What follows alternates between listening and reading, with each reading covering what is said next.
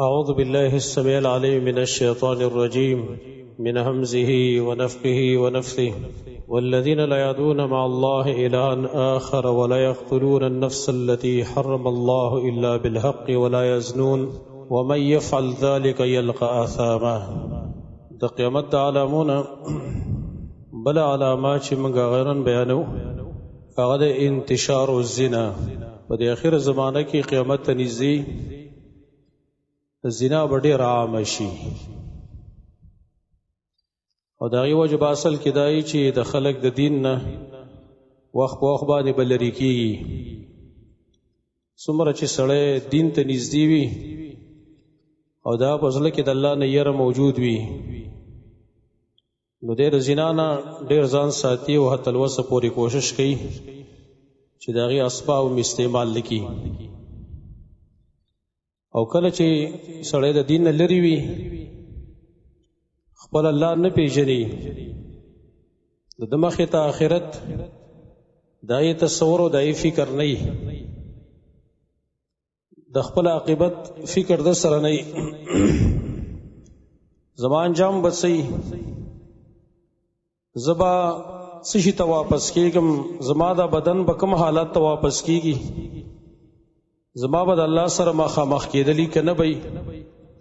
دا تصورات او دا فکرونه دا چې کله د انسان د ذهن نه وځي نه ته بیا ګناه نه ښکاره کېږي. قیامت دا خو حق دی هر چا ته چې مسلمان وي هغه ته د علم شته چې قیامت حق دی، لیکن بعضې خلکو باندې خپل خواهشات داسې غالب شي چې د دې هغه علم د سړي د ذهن نه وباسي، د دې فکر د سړي د ذهن نه وباسي، د خواهشاتو د غلبې په وجه باندې د هغې د غالب کېدو په وجه باندې. مخصوص زمونږ دلته نن د زنا قباحت بیانول نه دي، ځکه مخکې د کبایرو په بیان کې موږ هغه کړي کبایرو مطالعه چې کوم بحثونه زمونږ کوم خطبې پای کې موږ د هغې قباحت بیان کړی. نن به صرف د قیامت د علامو نه دا علامه موږ ذکر کوو چې زنا عام کېدل د قیامت علامه ده. اتفاقی طور باندې سوا د چند خلکو نه چې د هغې عقل الله غستلی دی، د انسانیت د دایرې نه وتلي، د هغې نه علاوه ټول ادیان په دې باندې متفق دی چې زنا قبیح شی دی، که هغه اسلام دی، که هغه یهودیت دی، که هغه نصرانیت دی، که هغه هندومت دی، که هغه سیک دی، که نور ادیان دی، دا ټول په دې متفق دی سوا د دهریو نه چې هغې آخرت نه مني، هغې د الله وجود څه دي به د مني نه، نو هغه چونکې د انسانیت د چوکاټ نه وتلي دي. د هغې نه علاوه تمام ادیان په دې باندې متفق دي چې زنا قبیح شی دی. دې وجې نه د یهودو د هغې په دین کې هم د زنا حد چې وه رجم و، د نصاراو هم رجم و، مخکنو ادیانو کې هم دقه شانته وه. خو لیکن وروسته دور کې چې قیامت ته خلک نږدې شي نو بیا به دا ګناه خلک ګناه نه شماري. لکه اوس په دې معاشره کې موږ ګورو ډېر ګناهونه داسې دي چې د ډېر کثرت استعمال او د کثرت د وجې نه د خلکو د ذهن نه د هغې ګناه ووتله. لکه مثال په طور باندې غیبت دی، موږ ډېر زیات هغه کوو چې د چا په ذهن کې دا نه راځي چې دا ګناه ده. اگر چې عام به وایي غیبت ګناه ده، لیکن چې کله یې کوي نو بیا په ذهن کې دا نه راځي. تصویر دی، تصویر عام شو، جو ګناه هم د خلکو د زړه نه ووتله چې تصویر ته لا ګناه چا ویلې ده. دغه رنګې زنا به عامه شي او اوس عامه ده، لهذا رفته رفته باندې د خلکو د ذهن نه د هغې یو ګناهتوب وځي چې دا هم لا ګناه ده. نبی صلی الله علیه وسلم هغه فرمایلی ان من اشراط الساعة ان يقبض العلم ويظهر الجهل ويظهر الزنا. د قیامت د علامونو یو علامه غداره چې علم به چوت شي، جهل به ښکاره شي، ويظهر الزنا، زنا به عامه شي او زنا به ښکاره شي. یو بل روایت کې نبی صلی الله علیه وسلم فرمایلی، امام حاکم المستدرک کې نقل کړی دی، صحیح الاسناد روایت، نبی صلی الله علیه وسلم فرمایي سیاتی علی الناس سنون، زرد په خلکو باندې بعد څه کلونه راشي،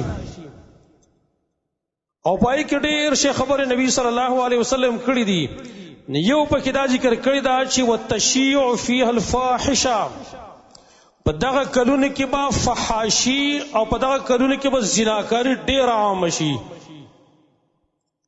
یو بل روایت کې نبی صلی الله علیه وسلم فرمایلی دي، او دا حدیث امام بخاری نقل کړی دی، لیکونن فی امتی اقوام، زما په امت کې به څه خلک راشي وروسته دور کې، یستحلون الحر والحریر، چې هغوی به ځان دپاره زنا حلاله ګڼي او ریخم به حلال ګڼي. یستحلون الحر، زنا به حلال ګڼي، والحریر، ریخم به حلال ګڼي. او دا خلک اوس هم شته په دې معاشره کې. بیا خاص کرم کم خلک چې د کفارو په مملکتونو کې د کفارو چې کم تعلیمي ادارې دي پای کې سبقونه وایي، د هغې د تهذیب او د کلچر نه متاثره شي، بیا هغې برسر عام وایي، بغیر د حیا نه هغې وایي چې دا فرق پکې چا راوستلی دی چې دا حرامه ده او دا حلاله ده، یو شان زنانه دي، که د هر یو نه سړی په رضا باندې خپل حاجت پوره کوي نو پوره کولی شي. باقاعده په دې پښتنو کې هم داسې خلک موجود دی چې هغوی برسر عام دا خبره کوي چې کوم د روس په یونسټو کې او د په کالجونو کې هغوی سبق ویلی دی، د یورپ په کالجونو په یونسټو کې هغوی سبقونه ویلي دي، خو کولاو انداز سره هغوی دا وایي، دا فرق پکې چا کړی چې دا حرام او دا حلال وایي.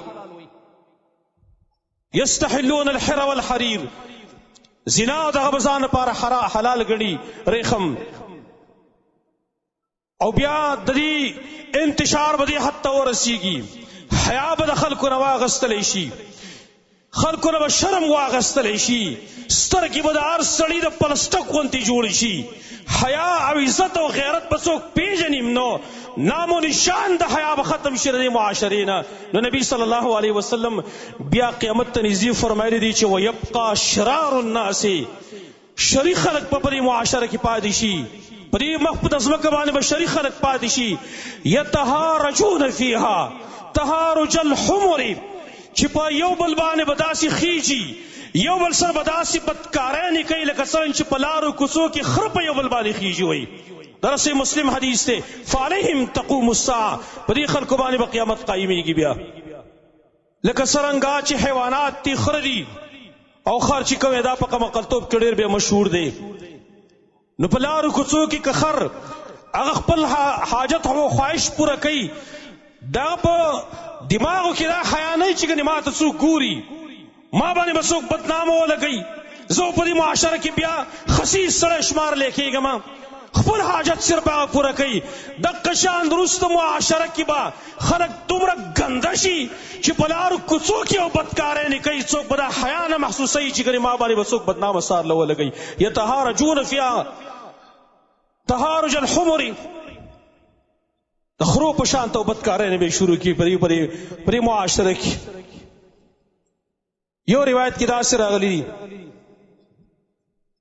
نبی صلی الله علیه وسلم فرمایلی والذی نفسی بیده، قسم په هغه ذات باندې چې زما دا نفس د هغه په لاس کې دی، لا تفنى هذه الامه، دا امت په نه ختمیږي، مانه قیامت به نه قایمیږي، حتی یقوم الرجل الى المرأة، تر دې چې یو سړی به یوې ښځې ته ورپاسي په لاره باندې به روانی، فیفترشها فی الطریق، په لاره کې به د هغې سره بدکاري شروع کړي، نو فیکونو خیارهم، په دې خلکو کې چې کوم هلته په دې کوڅو کې ناست وي غوره سړی به پکې صحیح یومئذ په ورځ باندې من یقول له، هغه کس به پکې غوره سړی چې دې سړي ته وایي لو واریتها وراء هذا الحائط، ظالمه کرے دیوال یې لږه خوا کړي وی نو ډېره به ښه وی، تا خو بلکل له لارې په دې منځ کې شروع وکړه.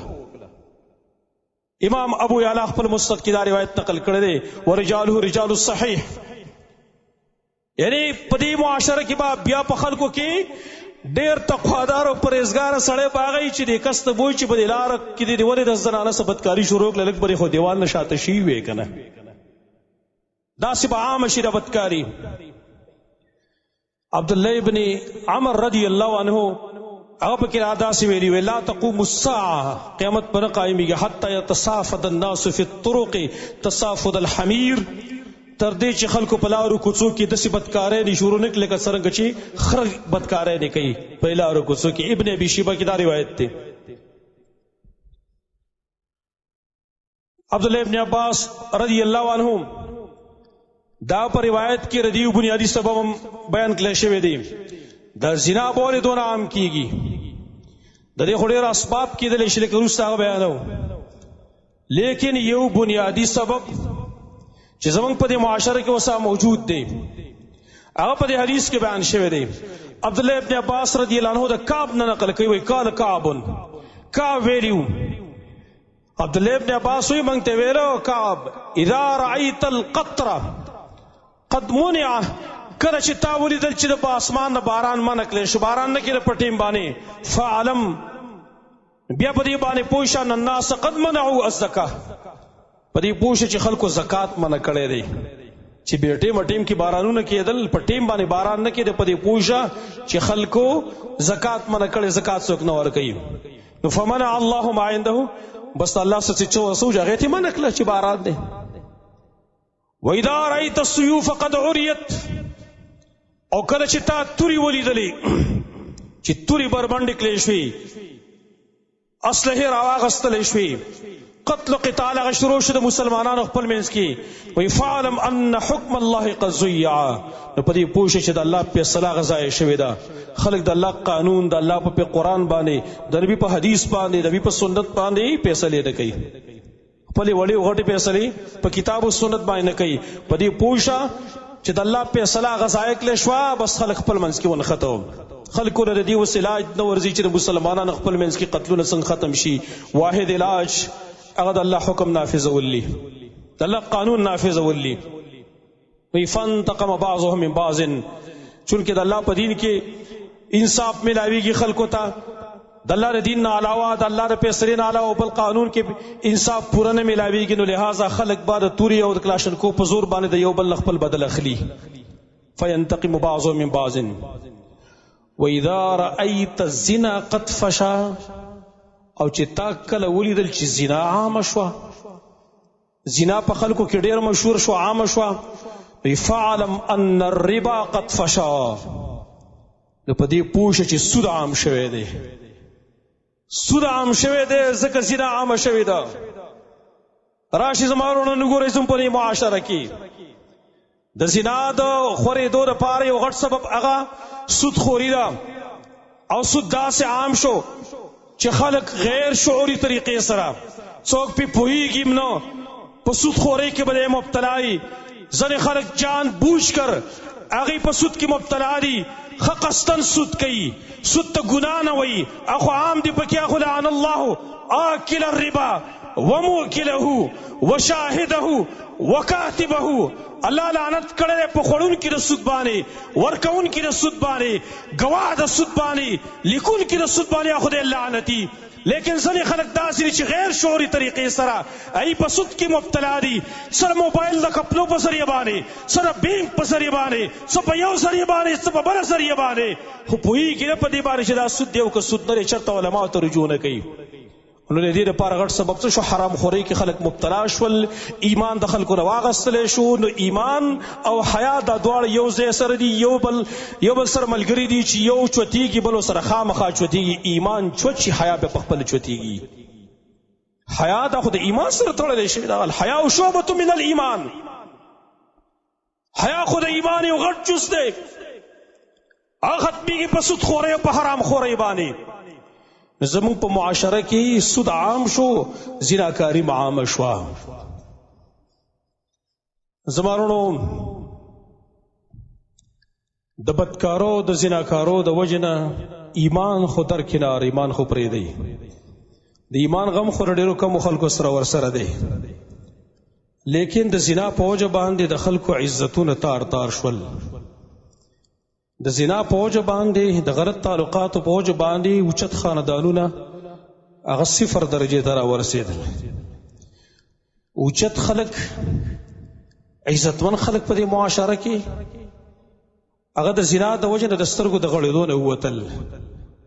نن کفر هغه لګیا دی شپه ورځ په دې باندې چې دا نوجوانان هلکان او جنکۍ دا موږ په کوم طریقه په زنا کې مبتلا کو. هغې ډېر لرې سوچ واله خلک دی. هغې ستا خیر خواهان نه دي چې ستا د خواهشاتو د پوره کول لپاره تعالی اسباب فراهم کوي. د هغې ډېر اوږد سوچ دی. د هغې سوچ دا دی چې د دې نه به ایمان څنګه واخیستلی شي، د دې نه به غیرت څنګه واخیستلی شي. بیا د هغې نه وروسته په معاشره کې به دا خلک سپک او ذلیله موږ څنګه کو، د خلکو د سترګو د غړېدو نه موږ څنګه وباسو. دا یې میشن هم دقه میشن دی. نن کفار چې لګیا دي خپلې زنانه چې بربنډوي سوشل میډیا باندې، د ډش په ذریعه باندې، کیبل نیټورک په ذریعه باندې، هغې چې زموږ نوجوان نسل ته خپلې لوڼې بربنډې کړي دي، خپلې خویندې بربنډې کړي. دا زموږ خیرخوا نه دي زما وروڼو، قسما بالله دا زموږ خیرخوا نه دي. دا په ګوړه کې موږ ته زهر پیلاوي، خواهش په ذریعه باندې زموږ غیرت تباه کوي، زموږ عزت او ایمان تباه کوي. ګورئ زما وروڼو لږ بیدار اوسېږئ. زه د خپلو نوجوانانو وروڼو ته وایم، د خپلو نوجوانانو خویندو ته وایم، ای زما وروڼو، ای زما خویندو، لږ برداشت کار والی، لږ پر خپل خواهش کنټرول وکئ. ستاسو د دې غلط حرکت د وجې نه ستا عزتمن پلار په معاشره کې بې عزته شي، رسوا شي، سترګو غړېدونه نه وځي. لږ خیال وساته، دغه سپین ګیري پلار او دغه سپین سرې مور د هغې خیال وساته، نن د هغې د دې سپینې جامې خیال وساته، نن د عزتمند وروڼو د هغې خیال وساته. ستا د غلط حرکت په وجه باندې ستا مور او پلار د مجلس د کېناستلو نه ووتله، ستا مور او پلار د غم ښادۍ نه ووتله، نن هغه د چا غم ښادۍ نه نشي تللی. نن ستا د دې غلط حرکت د وجې نه د چا په جرګه کې هغه نشي کېناستلی. نن ستا د 5 منټو د 10 منټو د خواهشاتو د پوره کولو په وجه باندې ستا عزتمن خاندان لاړ د خاورو سره د هغې عزت میلاو شو. نن ته دومره غیرت په تا کې نشته، تا کې دومره حیا نشته چې د خپل مور خیال وساتې، د خپل پلار خیال وساتې. نن زه د خپل وروڼو ته وایم، خپل پلاران چې کوم دي، کومې چې میندې دي، لږ تاسو هم په دې خپلو بچو باندې رحم وکئ. تا چې خپله لور بیا د مینې معافي کما، زما خبرې سختي، زه معذرت غواړم، خو حقیقت په انشاءالله تعالی نن چې تا خپل لور له موبایل په لاس کې ورکړی دی، ټچ موبایل تا په لاس کې ورکړی دی، په واټساپ باندې، په ایمو باندې، په میسنجر باندې، چې هغه د پردو هلکانو سره رابطې کوي، پردي هلکان دې سره رابطې کوي. ولې تړون دی؟ ستا په خپل کور کې دومره نظر نه لګي، دومره د خپل حال نه خبرېږي. ستا لور چې کوم ده د پردو خلکو سره رابطې ساتي، بل سړی ته خبر دی چې په دې کور کې جنۍ ده، زه ورسره رابطه ساتم، او ته د خپلې لور نه خبر نه. تا چې خپل زوی له پلاس کې موبایل ورکړی دی، ته د هغه جانچ پلټان نسې اخیستلی، ته د هغه محاسبه نشي کولی چې ته په څه استعمالوې په دې باندې. ستا موبایل کې نیسه. دارنګې زه خپله لور او خپله خور چې زه د ډریور سره یوازې ما کېنولي، یو ډریور مې ورسره ورسکلی، یو به کالج ته وړي او سکول ته وړي، او بیا د هغې سره په سیټ کې ناست دی او ګپې شپې لګوي. فساد خو د دې نه جوړ شوی دی. د جنۍ څه کار دی چې د پردي ډریور سره ګپې شپې لګوي؟ په مخکې سیټ کې ورسره یوازې ناست دي، د موبایل رابطې ورسره وي. دا خو موږ را نقصان کړی دی، موږ ظلم او زیاتی کړی دی. لہذا معاشره موږ ټوله په خپله باندې ګنده کړه. ګنې که ما د خپلې لور، ما د خپلې خور د هغې خیال ساتلی، ما په پرده کې ساتلی، ما د دې آیات د لاندې هغې له ژوند ورکولی، وقرن فی بیوتکن ولا تبرجن تبرج الجاهلیة الاولى. خپل کور کې اوسېږئ، بهر ته بغیر د ضرورت نه مه راوځئ. او که ما خپل لور ته او ما خپل زوی ته د دې آیاتونو درسونه ورکړي وی، مجالس کې مې کېنولي وی چې وقل للمؤمنین یغضوا من ابصارهم، مؤمنانو ته خپل نظرونه ښکته کوي. قل للمؤمنات یغضضن من ابصارهن، مؤمناتو ښځو ته وی چې خپل نظرونه ښکته کوي. معاشره به ولې ګنده وي؟ سوال درته کومه، منت درته کومه، ټول نوجوانانو وروڼو ته وایم، ټول نوجوانانو خویندو ته وایم، دا ځواني موږ سره نه پاتې کېږي. ګورئ دا ځواني یو څو ورځې ده، دا ختمېدو واله ده. موږ باندې یو ټیم را روان دی، دا وجود به کمزور شي. ومن نعمره ننکسه فی الخلق، من چې چاله وی عمر ورکو بیا دغه په اندامونو کې من کمزوري پیدا کو. نن دغه ښایسته مخ دا به کوت کېږي، بیا ګورئ دا ښایسته یخته به خرابېږي، دا ښایسته سترګې به خاورې خوري، دا ښایسته لاسونه به خاورې خوري. د یو چند منټونو دپاره خپل الله من خفه کړه، خپل مور و پلار هم موږ ذلیله و رسوا کړه. نن په دې خپل مور و پلار باندې موږ دومره رحم نه کوو، دومره په هغې باندې موږ ترس نه کوو چې ګورئ اورې شرط ته جو پلاني کور نه هلکه و جنې وتښتېدل، پلاني علاقه کې هلکه و جنې وتښتېدل. مور و پلار په دغه ټیم کې په زړه څه تېرېږي، دی په زړه باندې کومې پولۍ وخېږي او ماتېږي بیا هلته وس د بارې خبره څه برداشت کړي. ډېرو خلکو خودکشۍ نه موکلې د دې بېعزتۍ د وجې نه. هغه مور او پلار چې شپې ماسې شوګېرولې، ځان یې یخ ساتلی دی خو زه یې اوده کلی یم، ځان یې وږی ساتلی خو زه یې موړ کړی یم، ځان له کپړې دومره اعلی نه دي اخیستلي، لیکن که به بازار ته ووتو نو خپل بچي دپاره به یې ښایسته شی کوتو، ښایسته پیزار، ښایسته کپړې، ښایسته سوټ، ښایسته ټوپۍ، چې په زړه به یې څه ارمان و چې د خپل بچي له ویسمه. لور له هم دقه شانته کړې ده، زوی له هم دقه شانته کړې ده، لیکن نن زما نوجوان رور، نن زما نوجوانه خوره هغه راولګېدله او دا پلار هغه د ټول عمر ښېګړې هغې په سیند باندې لا وکړي او هغه پلار او مور یې وشرمول، بېعزته یې کړې په معاشره کې، د سترګو د غړېدو نه یې ویستل. اخر څو پورې به موږ ځوانان یو؟ تاسو نه تپوس کوم زما وروڼو، څو پورې به دا ځواني؟ دا ځواني ختمېدو واله نه ده. لاړ شئ د خپل پلارانو نه تپوس وکئ، خپلو میندو نه تپوس وکئ، ستاسو ځواني ولې ختمه شوه؟ ستاسو خوراک ښه نه و؟ که تاسو دوایانې نه استعمالولې چې ځواني دنه خرابه شوه؟ نه نه زما وروڼو، عمر تېرېدو سره ځواني ختمېږي، ځواني ختمېږي زما وروڼو. دا ذهن کې کېنوئ ځان سره، خپل الله هم مه خفه کوئ، خپل مور او پلار هم مه بېعزته کوئ، خپل درون هم مه بېعزته کوئ، معاشره کې د سترګو د غړېدو نه مه وباسئ. ګورئ درد ته سوال کوم، ټولو وروڼو ته، ټولو خویندو ته د زړه د درد درته سوال کوم، لږ د سوشل میډیا د استعمال کم کوي. نن کافران چې موږ ته خپلې لوڼو خپلې خویندې ګډوي، یا بعضې مسلمانان ځان ته وایي دا یې خو دا کسب دی، دا یې دا کسب دی، هغې پې پیسې ځان نه ګټي، خو سودا نه څه شي کوي؟ هغې سودا زما او ستا د ایمان او د غیرت کوي، زما او ستا ایمان او زما او ستا غیرت خرڅوي او ځان به پیسې ګټي، خپل لورې بربنډه کړي په سوشل میډیا باندې، په نور دغه باندې طریقو باندې.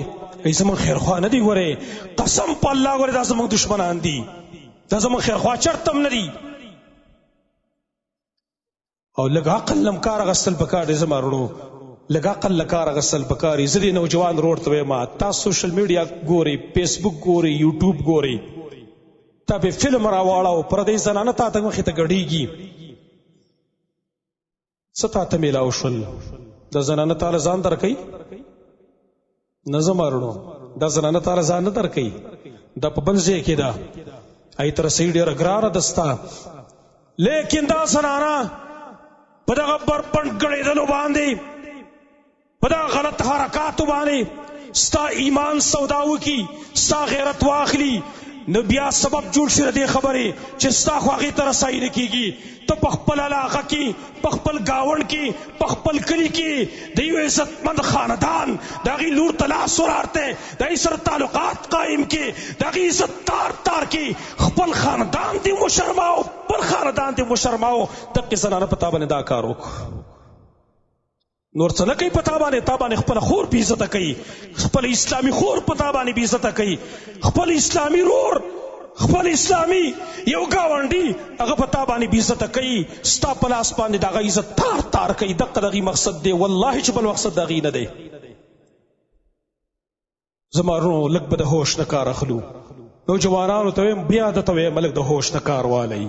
لکه د خپل الله سره تعلق قائم کړي. څو پورې به موږ دا په دې ځوانۍ کې یو، څو پورې به دا خواهشات موږ پوره کوو. 10 منټه پاو ساعت خپل خواهشات د دې لپاره موږ ټول دغه سوداګانې وکړو. الله خو نه ير دی. والله عالم زمونږ د زوجوانانو په ذهن کې بسئ. تپوس تاسو نه دا کوم، دا الله ستاسو الله نه دی؟ دغه رب ستاسو رب نه دی؟ کله د الله د ربوبیت ته انکار کوئ خو بېله خبره ده، او کله الله د ربوبیت ته انکار نه کوئ، د الله د مالکیت ته انکار نه کوئ، نو ستاسو هم دقه الله ویلي چې ولا تقربوا الزنا، زنا ته مه نږدې کېږئ، زنا ته مه نږدې کېږئ، زنا ته مه نږدې کېږئ. لیکن افسوس صدا افسوس دی چې زما الله بار بار قرآن کې وایي، شپه او ورځ د آیتونه تلاوت کېږي ولا تقربوا الزنا، ای مسلمانانو زنا ته مه نږدې کېږئ. لیکن نن زما نوجوان نسل دې ته تیار نه دی چې هغه د خپل الله دا حکم ومني چې ولا تقربوا الزنا، زنا ته مه نږدې کېږئ، انه کان فاحشة وساء سبیلا. دا خو بېحیي ده او غلطه لار ده، الله ورته غلطه ویلې ده. لہذا درخواست مې دغه دی، بیا مخیري ټول ځوانان ټول نوجوانان نن عزم دا وکئ، پردی خور ته پردی لور ته به ټلیفون نه کوم، پردی خور او پردی لور ته به زه غلط میسج نه کوم، سری به د میسج ورته به نه کوم. زم خپل خور لرم، زم خپل لور لرم، زمام خور شته، زمام لور شته،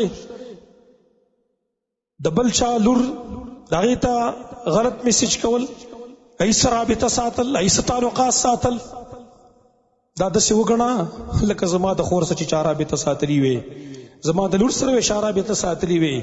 خپله ته ما احساس وکړه چې په خپل خور باندې په خپل لور باندې ته څومره خفه کېږي، څومره تاله غیرت ترځي په دې باندې، څومره په دې باندې ته غوسه کېږي. نو ولې دا بل مسلمان، دا مسلمان نه دی؟ دغه د خور مسلمانه نه ده، دغه د لور مسلمانه نه ده؟ لږ د هوش نه به کار اخلو.